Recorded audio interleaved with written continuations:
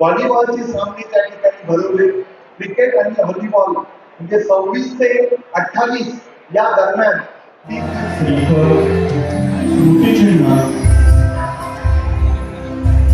आणि व्यासपीठावर वनस्पती शास्त्राचे संचालक असल्यामुळे एक छोटस उत्तर देऊन आपण या वर्षापासून ही परंपरा सुरू केलेली आहे. हा सर्व हृदय सत्कार होत आहे. आदरणीय ज्येष्ठ डॉक्टर ते कुलकर्णी सरांचा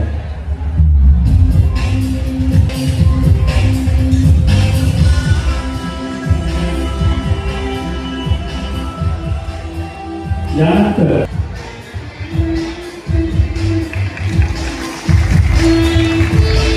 जॉन श्रीकर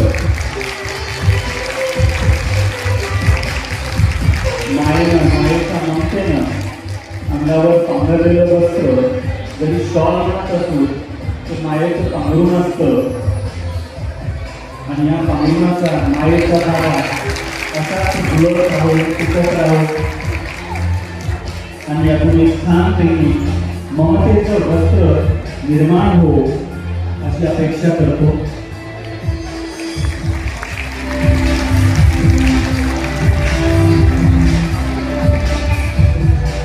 यानंतर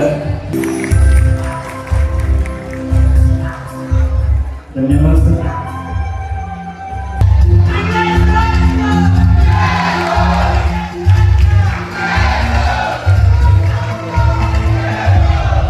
धन्यवाद सर्वांनी स्थानापन्न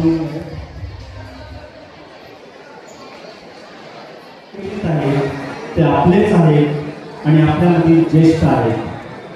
तरीही आपल्याच माणसाचा कधी कधी आपण कौतुक करण्यामध्ये कमी पडतो असं होऊ नये म्हणून शब्दसन्मानी त्यांच्या कार्यगौरवाचा मी या ठिकाणी उल्लेख करत आहे. डॉक्टर काशीनाथ मनोहरराव कुलकर्णी बीड जिल्ह्यामध्ये यांचा जन्म झालेला आहे आणि कर्मभूमी ही अमरावती ही सांस्कृतिक विदर्भाची राजधानी असं म्हणून ओळखल्या जातं. तिथे यांचं पूर्ण कर्तृत्व पणाला लागलं आहे आणि त्याचमुळे त्यांच्या पुढच्या आयुष्यामध्ये अनेक मोठ्या मोठ्या पदांना त्यांनी पादाक्रांत केलेलं आहे. उच्च शिक्षण महाराष्ट्र राज्य पुण्याचे माजी शिक्षण संचालक म्हणून ते कार्यरत होते. माजी कुलगुरू स्वामी रामानंद तीर्थ मराठवाडा विद्यापीठ नांदेड येथे त्यांनी कार्य केलं आणि त्यानंतर माजी registrar general Sinhagad technical institute education society Pune येथेही कार्य केलं. MSc PhD झुलॉजी म्हणजेच प्राणीशास्त्र. आज प्राणीशास्त्राचा दिवस आहे कदाचित. खाद्य संस्कृतीमध्ये देखील आमचा एक प्राणीशास्त्राचा प्राध्यापक खूप सकाळपासून 6:30 पासून इथे वावरत होता. सरांच्या मार्गदर्शनामध्ये 38 विद्यार्थ्यांना PhD, 22 विद्यार्थी MPhil या संस्थेत 7 वर्ष हॉस्टेलचे सुपरिटेंडेंट म्हणून त्यांनी काम केलं. पुणे आणि अमरावती विभागाचे सहसंचालक म्हणून त्यांनी 4 वर्ष काम केलं. सरांचे संशोधन म्हणजे रिसर्च पेपर 143 प्रसिद्ध झालेले आहेत. 5 पुस्तके देखील त्यांची प्रकाशित झालेली आहेत. त्यांनी त्यांच्या कार्यकालामध्ये 3 मेजर प्रोजेक्ट आणि 4 मायनर प्रोजेक्टवर काम केलेलं आहे. मेंबर ऑफ BOS आणि चेअरमन म्हणून आपल्या विद्यापीठाच्या कार्यक्षेत्रामध्ये त्यांनी जवळपास 24 वर्ष काम केलेलं आहे. संत गाडगे बाबा अमरावती विद्यापीठाच्या विविध समित्यांवर मेंबर चेअरमन म्हणून अनेक वर्ष त्यांनी काम केलं आहे. आजही ते काम करत आहेत, कार्यरत आहेत. उच्च शिक्षण क्षेत्रात सन्मानपूर्वक घेतलं जाणारं नाव म्हणजे डॉक्टर के.एम. कुलकर्णी. अनेक पानात न मावणारा त्यांचा परिचय आहे. त्यातील मौलिक मोतीच फक्त मी वेचण्याचं या ठिकाणी काम केलं आणि त्याचाच उल्लेख इथे करत आहे. खरं तर त्यांचा परिचय त्यांच्या कार्यात दडलेला आहे आणि तो अधूनमधून सर्वांना त्यांच्या आयुष्यात आणि प्रत्येकाच्या आयुष्यात प्रकाशमान करत असतो. असे हे श्रेष्ठ ज्येष्ठ आपलेच असलेले पण आज अतिथी म्हणून आपल्याला लाभलेले डॉक्टर के.एम. कुलकर्णी सरांना मी विनंती करतो की या गुणगौरव सोहळा आणि बक्षीस वितरण प्रसंगी आपण आमच्या सर्व विद्यार्थ्यांना आपल्या सर्व विद्यार्थ्यांना आणि आम्हाला देखील 2 शब्द मार्गदर्शन करावे.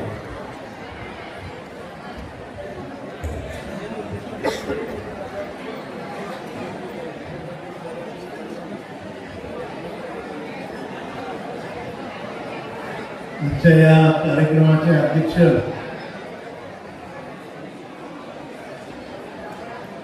जे हे कार्यक्रमाचं अध्यक्षपद भूषवत आहे ते आपल्या संस्थेचे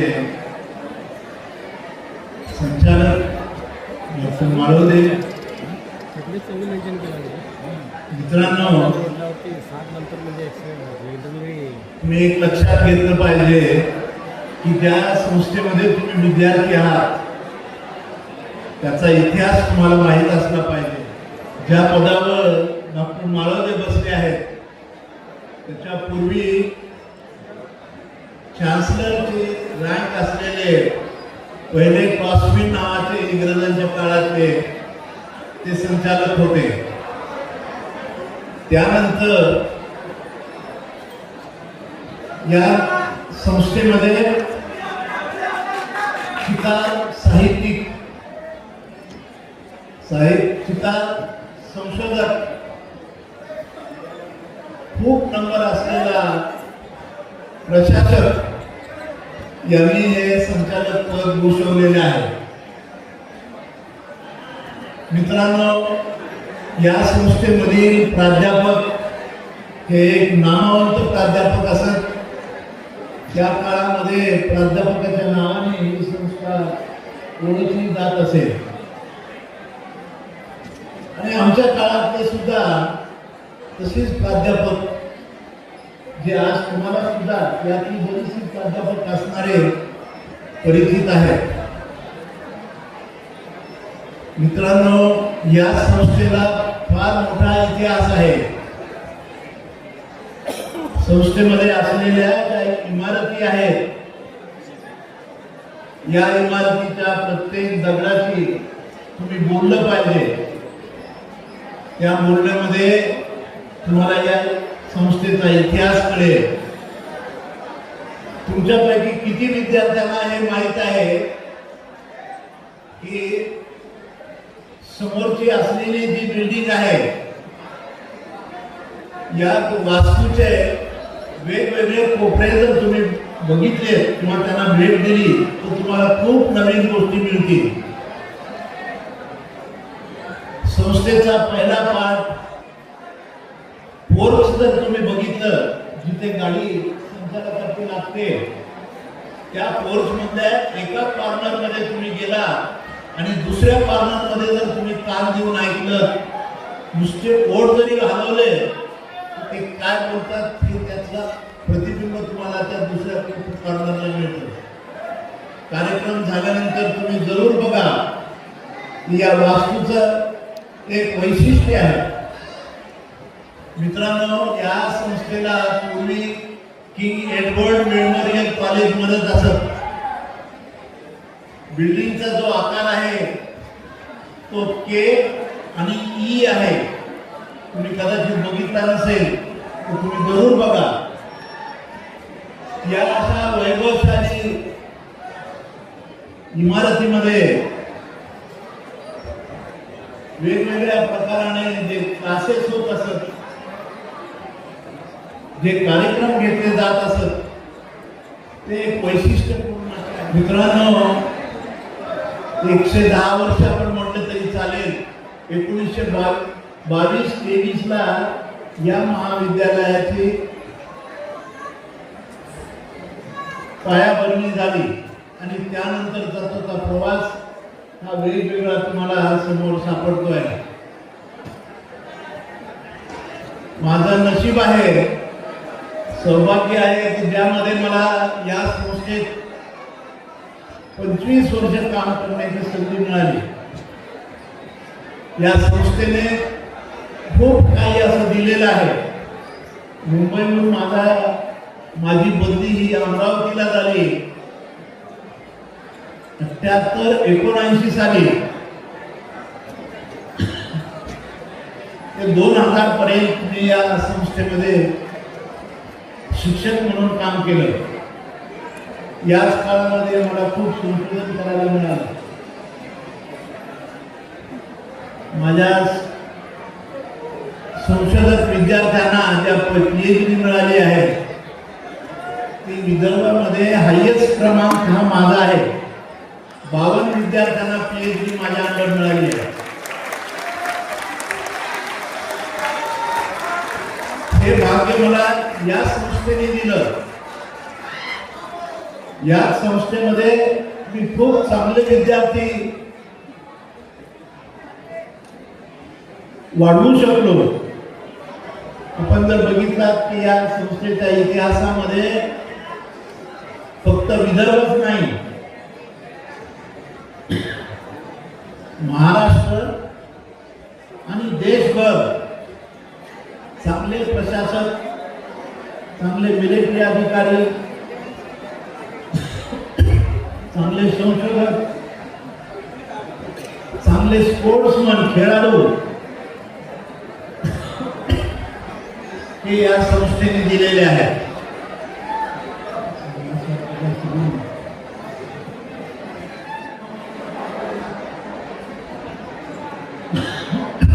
मला असं वाटतं मला अभिमान असला पाहिजे या संस्थेमध्ये आपण प्रवेश घेतलेला. ग्रॅज्युएट, पोस्ट ग्रॅज्युएट होतात, ही वस्तू पुन्हा सापडणे नाही, अशी संस्था पुन्हा मिळणे नाही. म्हणून तुम्ही स्वतःचाही भरभाटी करून घ्या. संस्थेच्या नावलौकिकामध्ये पण तुम्ही भर घाला अशी मी आपल्याला विनंती करतो आणि आपली रजा घेतो. धन्यवाद. धन्यवाद. या संस्थेच्या सुवर्ण क्षणाचे आपण साक्षीदार आहात.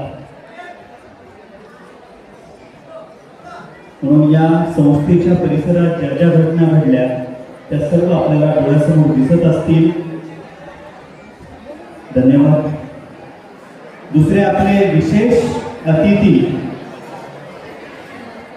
त्यापेक्षा महत्वाचं पुढचं वाक्य बेटा, ज्यांच्यासाठी वय वाढणे ही प्रक्रियाच थांबलेली आहे.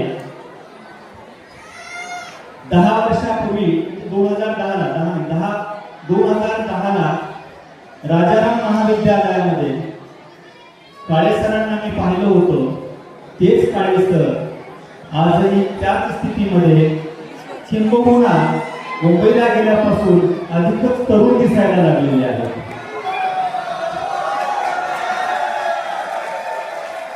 तुम्हालाही खात्री पडली असेल म्हणूनच तुम्ही टाळ्या वाजवताय.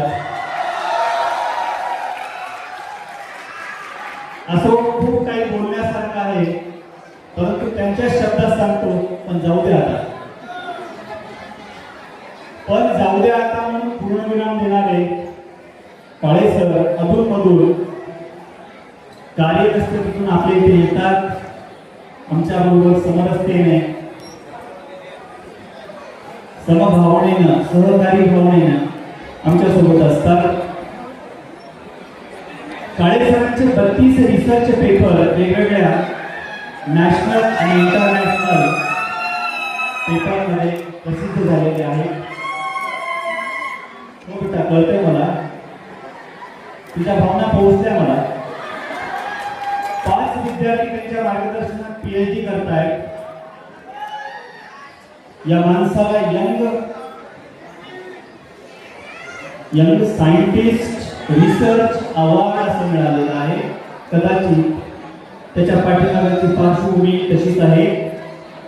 एक्सलन्स इन पॅडागॉजी अवॉर्ड 2022 ला मिळाला. कार्यगौरव 2024 ला राज्यस्तरीय पुरस्कार प्राप्त झाला. NSSPO प्रशासकीय अवॉर्ड 2024 ला महाराष्ट्र शासनाचा पुरस्कार. आणि सर्वात महत्त्वाची त्यांची ओळख म्हणजे डॉक्टर सुनील इंगळे सरांचे ते अत्यंत जवळचे मित्र आहेत.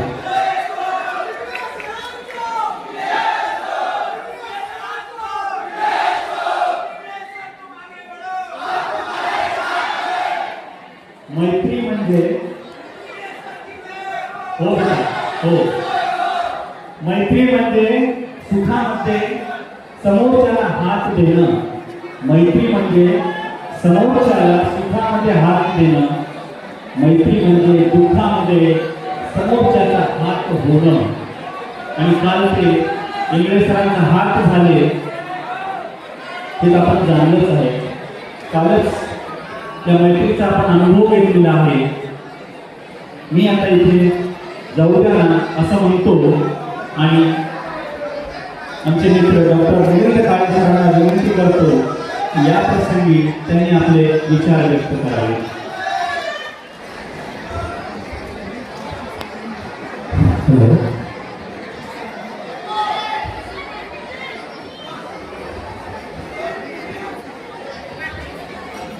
नमस्कार माझ्या मित्र आणि मैत्रिणींनो. आपल्या सर्वांचे आराध्य दैवत छत्रपती शिवाजी महाराज, त्याचप्रमाणे प्रत्येक संकटांना निधळ शांतीने समोर जाणारे व आपल्या सर्वांचे प्रेरणास्थान असणारे छत्रपती शंभूराजे,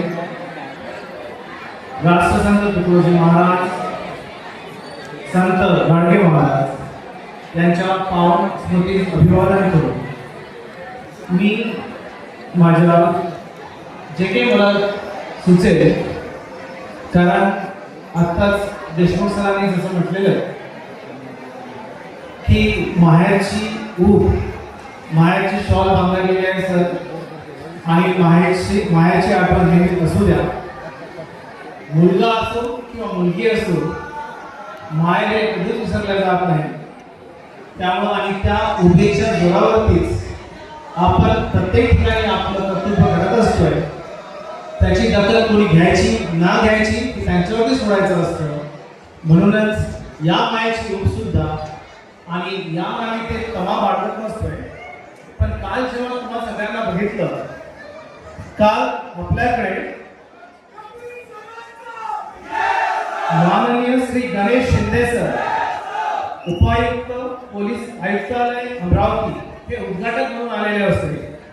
विद्यार्थी मित्रांना मी तुम्हाला दोष देत नाही, पण आता भरपूर विद्यापीठामध्ये फिरलं होतं, त्यामुळे पश्चिम महाराष्ट्र असेल, कोकण असेल, मराठवाडा असेल आणि विदर्भ असेल, नागपूरच्या इन्स्टिट्यूट ऑफ सायन्स मध्ये सुद्धा मी बोललोय. परंतु काल आपणासमोर उद्घाटक म्हणून जे व्यक्तिमत्व होतं ते या व्यासपीठावर जे बोलवलं गेलं ते तुमच्यासाठी बोलवलं गेलेलं होतं. मी उद्देश करत नाही.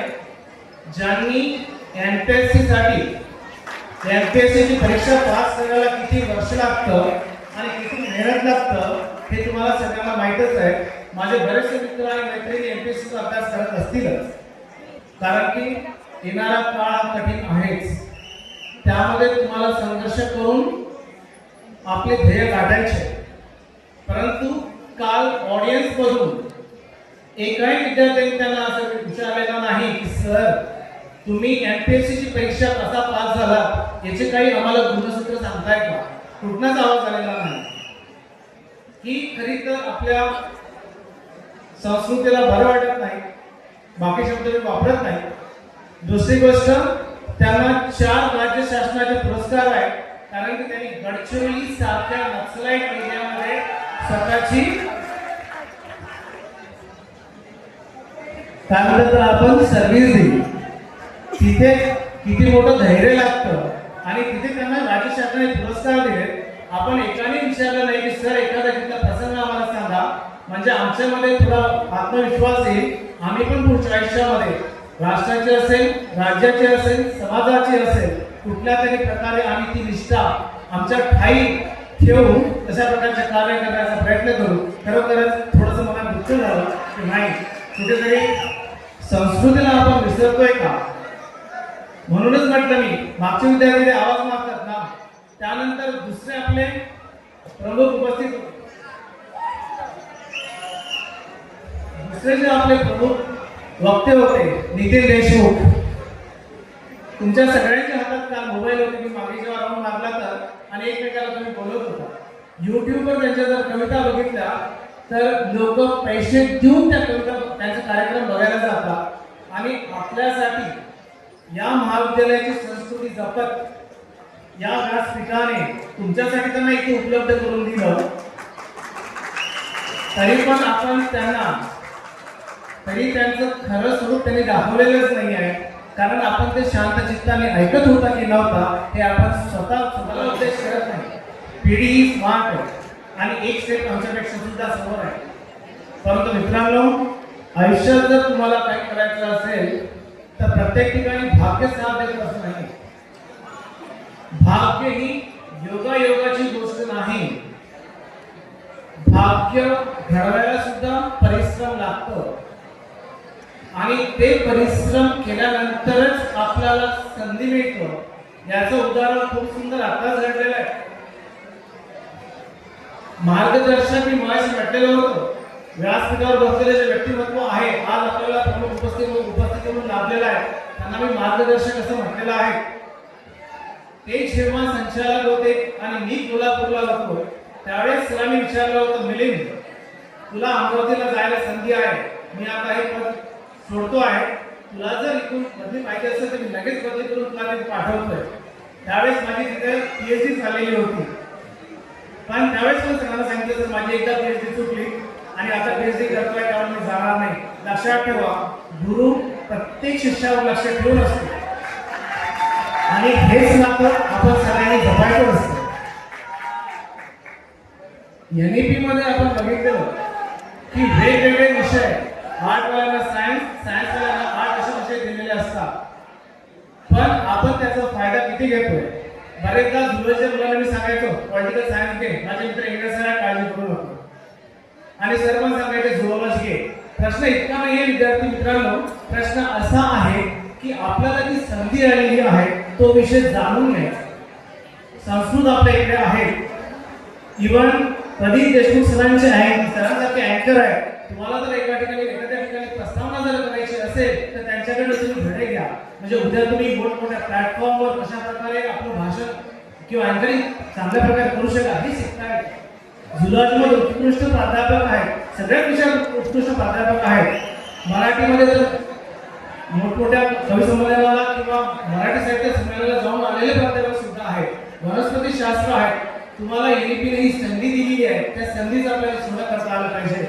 पण हे सोनं करत असताना तुमच्यामध्ये सकारात्मकता ही असावी.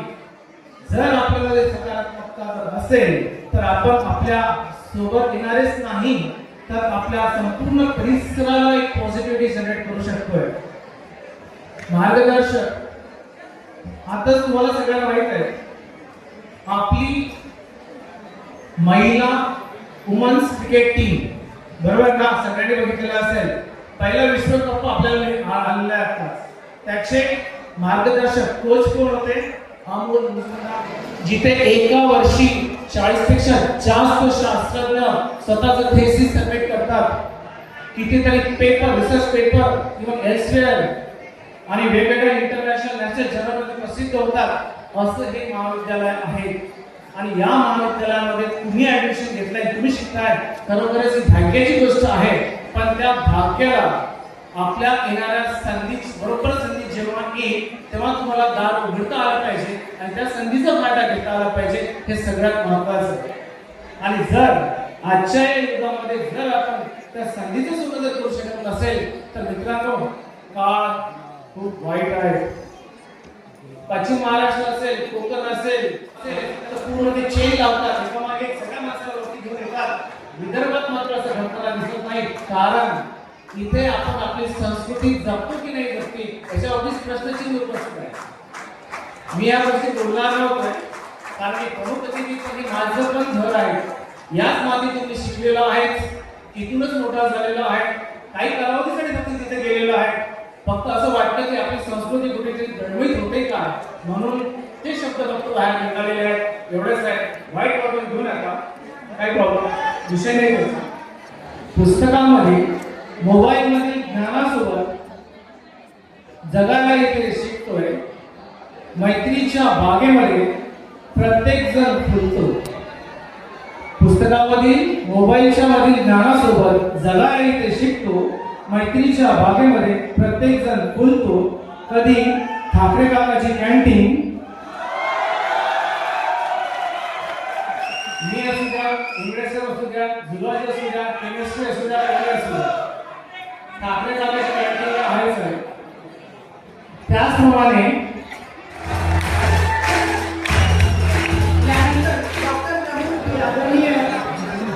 कुलकर्णी सरांना सर्वप्रथम मी प्रणाम करतो.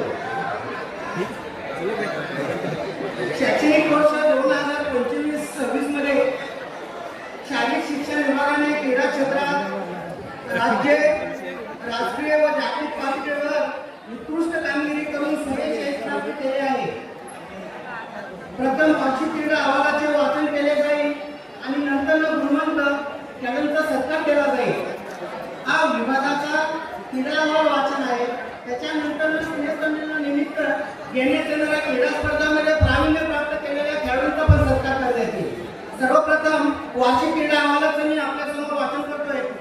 संस्थेतील विद्यार्थ्यांच्या शैक्षणिक प्रगतीसोबतच त्यांचा सर्वांगीण विकास व्हावा यासाठी संस्थेतील शालेय शिक्षण विभाग सदैव प्रयत्नशील असतो. गेल्या अनेक वर्षांपासून संस्थेच्या शिल्पेचा पुढा होण्याचे कार्य शालेय शिक्षण विभाग करीत आहे. दरवर्षी 200 ते 300 विद्यार्थी विविध क्रीडा स्पर्धेमध्ये सहभाग घेऊन संस्थेचे नाव राष्ट्रीय व जागतिक स्तरावर उज्ज्वल करत असतात.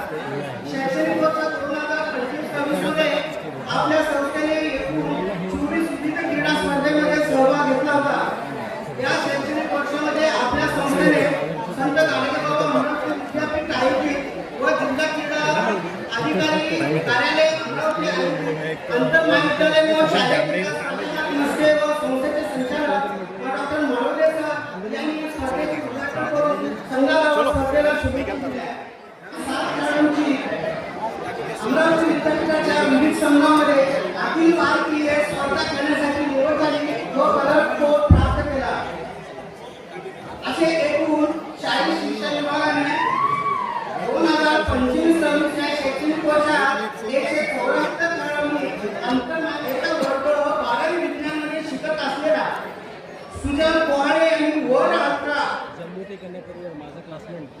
12वी मध्ये शिकत असलेला श्री सुजल पोहाळे यांनी वर 18 सायकलिंग असोसिएशनद्वारे आयोजित सायकलिंग क्रीडा स्पर्धेमध्ये सहभाग घेतला होता.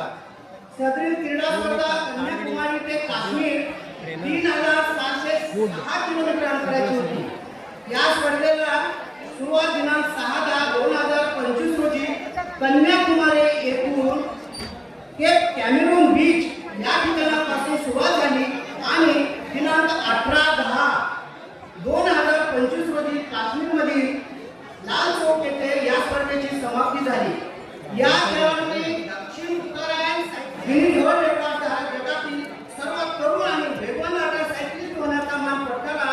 या अभूतपूर्व कामगिरी साध्य करणाऱ्या आपल्या संस्थेच्या इतिहासातील व जगातील केले.